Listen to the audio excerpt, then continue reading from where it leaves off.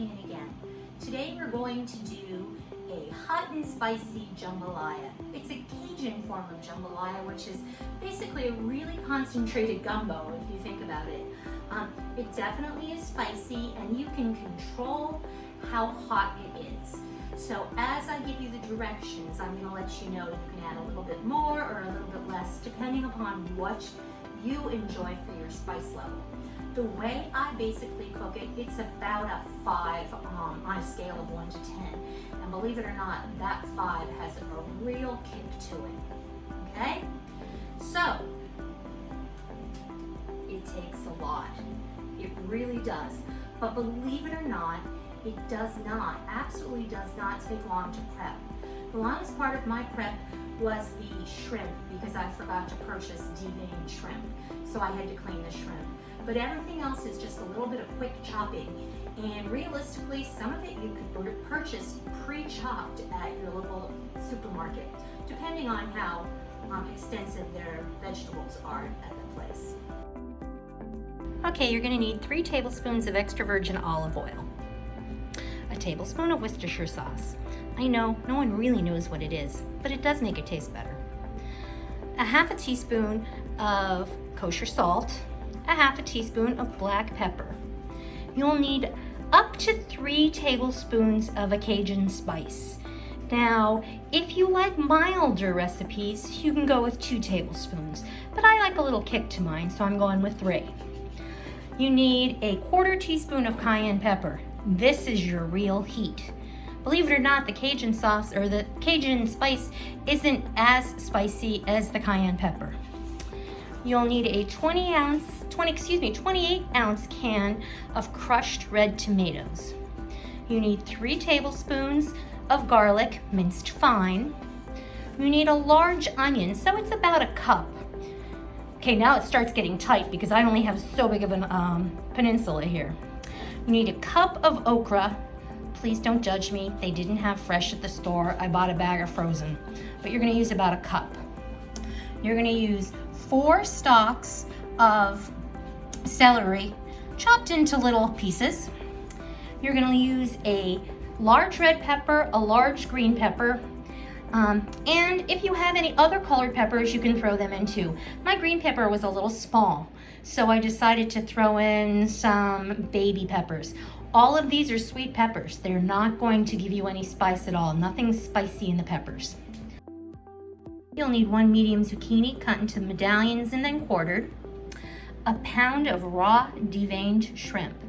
This was the hardest part of the prep work for me because I forgot to buy deveined shrimp, so I had to clean my shrimp. Yuck. You'll need about 1.5 pounds of chicken that I cut up into small pieces, anywhere between the size of $1.25 and $1.50. Then you'll need 10 to 12 ounces of andouille sausage. You can buy this in most chain stores. It does have a kick to it. It's not super spicy, but it is something that's very essential in a real jambalaya. Last but not least, you'll need 2 cups of rice. It could be long grain, it could be medium grain, it could be short grain. It really doesn't matter. The only thing you have to remember is if you do decide to use a brown rice, you're going to need more liquid for it and it's going to cook a lot longer. And then you need 4 cups of chicken broth, ready to serve right off the shelf. If you're noble, you can use chicken stock that you've done on your own, but really, I'm not that noble. Okay, so we're gonna start with our chicken. And we're gonna take our Cajun spice and we're gonna put about 1/3 of the Cajun spice in with the chicken. And then we're just gonna mix it up. We're not using tons of Cajun spice yet. We'll add more in later. But this is just to get the chicken a little pre-marinated, for lack of a better statement. Okay? So we got that in there, that's good. We're gonna do the exact same thing now with our andouille sausage. We're gonna add about 1/3 of the mixture into the andouille sausage. Now, this seems pretty redundant if you think about it because Cajun spice on top of spicy sausage. This is where the heat comes from, guys. This is where the heat comes from. And you just need to toss it in. It's not that big a deal. It's certainly going to get mixed when you put it in the pot. Okay? And we're going to set both of these aside for the moment. Okay? Now things start to move quickly. Things just get thrown left and right here. First thing we're going to do is we're going to start with about 1.5 tablespoons of extra virgin olive oil in the bottom of your stock pan. I use a stock pan for this because if you use a regular casserole type pan or a regular saucepan, it may not be big enough. I put a lot of stuff in my jambalaya and I'd rather give it some space to work. So we let that warm up for a minute or two so it will be hot. So as soon as it warms up, you're going to add your chicken that has a little bit of the seasoning on it. Okay? You're going to let this chicken cook until it's no longer that slimy looking chicken color. It's more of a whitish color. This is going to take a few minutes. I have it on a medium-high heat, and we're just going to let it work its way around the pot for a little bit, and I'll get right back to you as soon as it's ready to go. Okay, so after about 4 or 5 minutes, you've par-cooked your chicken pieces, so it's got that nice creamy white consistency. You're going to take a slotted spoon and remove this chicken from the pot. The nice thing about this recipe is that it is a one-pot recipe, and most of the ingredients you're going to take right off your shelf and add in, or use a measuring spoon to add it in. I put it out nice and pretty for you to see the ingredients, so it's a little bit harder for me than you. I actually ran out of the display cups that I put the ingredients in because there are so many ingredients. Sorry, it's easier to get these out of here on an angle. Okay, the reason you're doing this is because you do have some of that chicken flavor in the bottom in the oil. Okay? So you want to leave some of that liquid in the bottom of the pan. It's going to help in the overall taste combination of the flavors. So next, you're going to take your andouille sausage. Boom, down it goes. And you want to cook this for 2 or 3 minutes on medium-high heat until it gets a little brown on the edges. It really doesn't have to cook very long because it will cook throughout the length of the recipe. But you just want to get some of that flavor ruminating on the bottom with that little bit of oil you had left from the chicken and the little spice that you put on, the Cajun spice. And it's going to cook the vegetables a lot nicer. Is that a way to say it? A lot nicer. Yeah, it's going to be better to cook the vegetables. Okay. So this doesn't have to be in there very long, but you can see, possibly, that the oils on the bottom now have a variety of color in it. It's got the, the clear of the oil, but it's also got a little bit of the Cajun seasoning and everything in it. So after, 3-4 minutes of this, you're going to take it out again with the slotted spoon. The slotted spoon is allowing that oil to remain in the bottom of the pan because we're going to use that to do all of our vegetables, and that is very important. Again, sorry, I have to tilt the pot. It's just easier to get stuff out that way. Okay? So things are smelling really good over here right now because andouille sausage has a spectacular aroma to it, and it really adds a lot to the recipe. You don't necessarily have to use andouille sausage. You can do something like a chorizo, or you can do just a regular Polish type sausage, but you're just not going to get the kick with the Polish sausage. And with the chorizo, I think it's a little bit drier. So then you're going to take the rest of your olive oil and put it on the bottom. So it's going to mix up with that flavored olive oil you have on the bottom. Okay? And now we're going to start adding stuff fast and furious. We're going to do our celery, our onions, whoops, stuck inside my bowl. Oops. And our green peppers. Hey, look at the beautiful colors in the pot right now. Absolutely amazing. And we're going to let these cook for about, I would say about 6 to 8 minutes on a medium high. So if you're looking at the dial on the stove, couldn't think of the word, you're at about 4 o'clock position.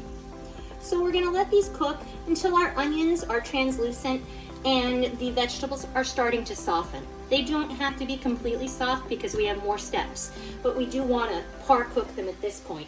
Plus they are going to pick up the flavors of the oil that they're cooking in right now. Okay, so after about 6 minutes, if you look closely, you'll see that the celery is starting to lose a little bit of its color and the onions are translucent. So now we're going to start adding the bulk of our ingredients, okay? We'll start by adding the crushed tomatoes. Nice clumpy noises that made, huh? Okay. We'll add our Worcestershire, our salt. Oops. Gotta get that all in there.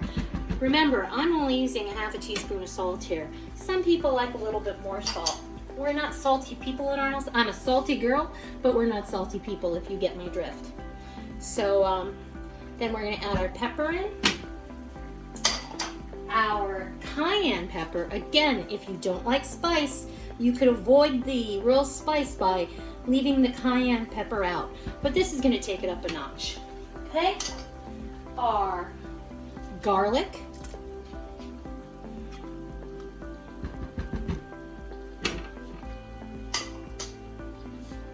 And about half more of our Cajun seasoning. Let's mix it up a little bit and get it ruminating here. Ooh, the tomatoes and the garlic smell yummy. Okay, now we are going to add in our zucchini,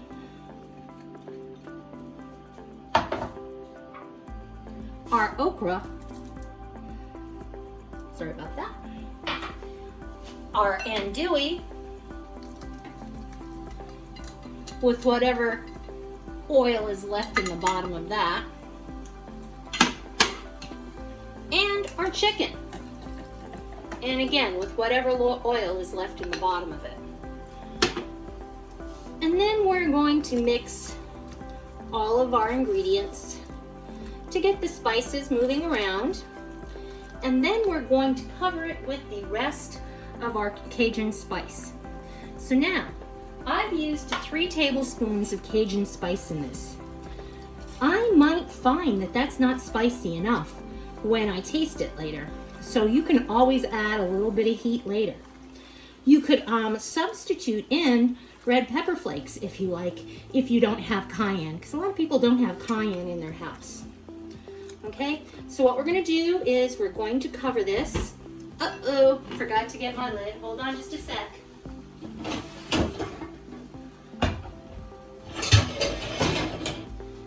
We're going to cover this and we're going to put it on medium.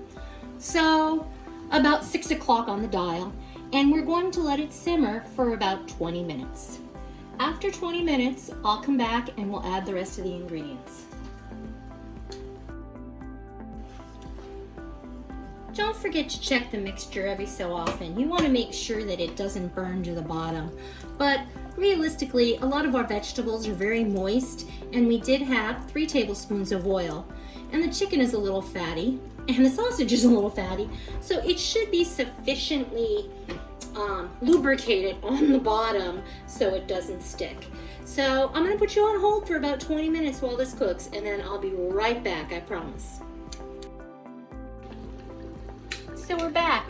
After about 20 minutes of simmering at 6 o'clock, you can see that our mixture is bubbling away, nice and yummy like.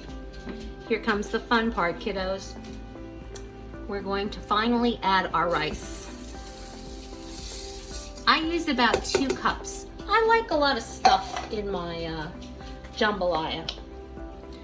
And then we're going to add an entire container, or 32 ounces, of the chicken broth. I just bought a generic store brand chicken broth.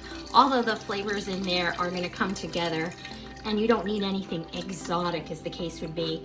You could use a low salt version because the sausage itself probably has a lot of salt in it, but I don't think it really matters. So we're just gonna work the rice through, and we are going to turn this up to medium-high and bring it to a boil. Just like any rice dish, you're going to want to bring it to a boil.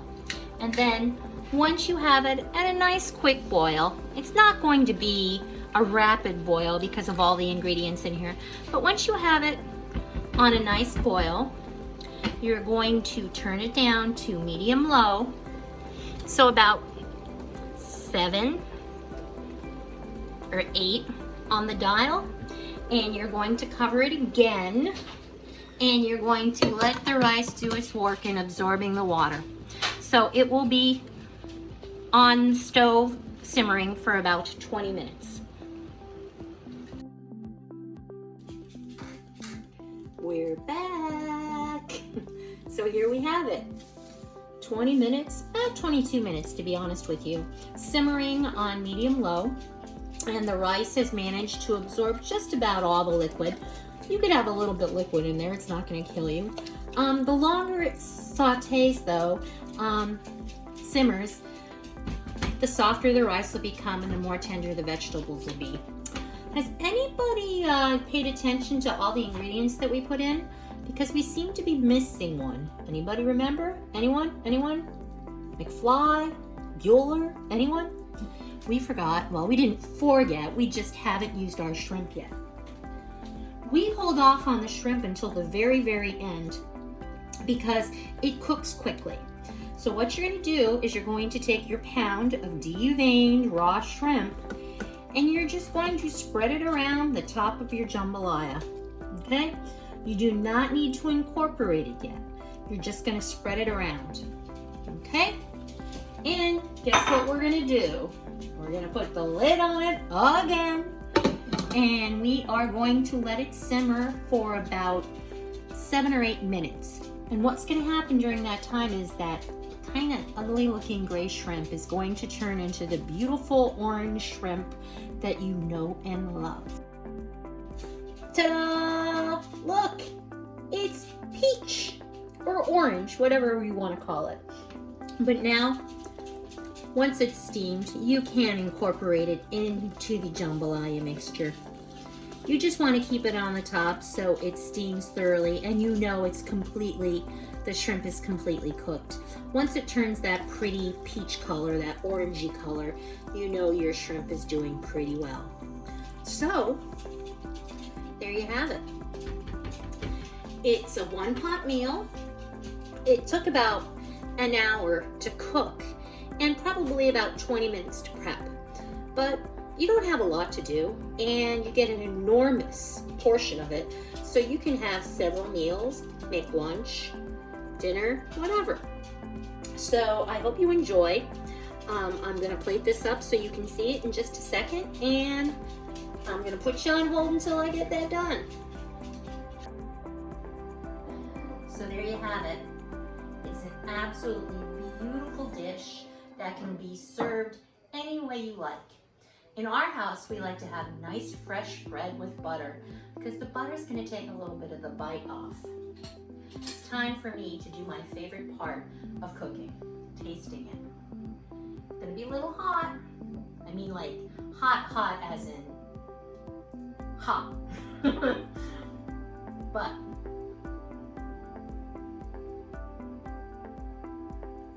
it's a little hot and it's got a kick. As good old Emerald would say, bam!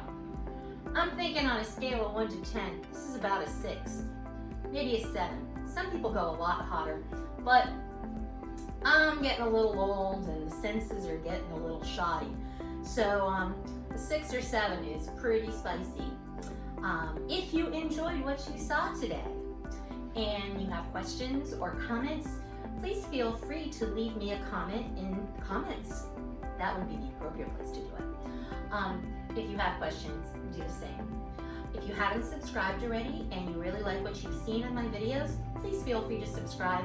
And if you do, hit the bell because it'll give you notification of future videos. Thanks so much for bearing with me. It was a long process and I have a sink full of dishes right now. I think I gotta get my kid to do those. Her friends are here, so I will bribe them with food. But have a great night. Enjoy your dinner, your lunch, your dinner, your lunch, because there's a lot here. And as I always end my videos, bon appetit. Bye.